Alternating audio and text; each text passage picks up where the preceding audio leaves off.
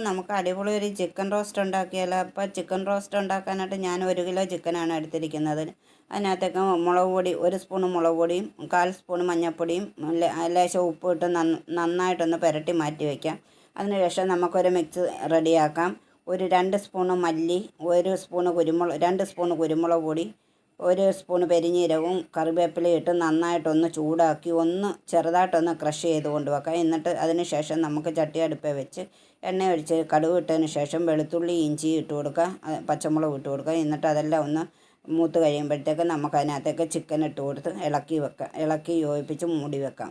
അപ്പോൾ ചിക്കനെല്ലാം ഇട്ട് ഇളക്കി യോജിപ്പിച്ച് മൂടി വെച്ചതിന് ശേഷം നമുക്ക് വീണ്ടും അത് എടുത്തതിന് ശേഷം അതിനകത്തേക്ക് ചില്ലി ഫ്ലെക്സ് ഇട്ട് കൊടുക്കാം.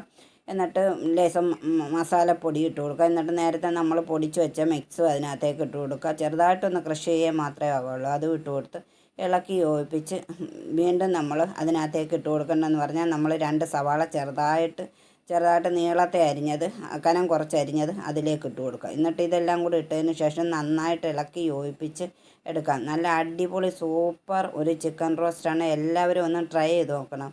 അപ്പം നല്ല ഇത് സ്പെഷ്യലായിട്ട് നമുക്ക് വീട്ടിലൊക്കെ വിരുന്നുകാരൊക്കെ വരുമ്പോൾ നമുക്ക് ഉണ്ടാക്കി കൊടുക്കാൻ പറ്റിയ അടിപൊളി ഒരു ചിക്കൻ റോസ്റ്റാണ്. ഇഷ്ടപ്പെട്ട ലൈക്ക്, ഷെയർ, സബ്സ്ക്രൈബ് ഒക്കെ ചെയ്യുക. അപ്പം സബ്സ്ക്രൈബ് ചെയ്യുമ്പോൾ ഓൾ എന്ന ഓപ്ഷനും കൂടെ ഞെക്കുക, എങ്കിലേ നിങ്ങൾക്ക് നോട്ടിഫിക്കേഷൻ വരത്തുള്ളൂ.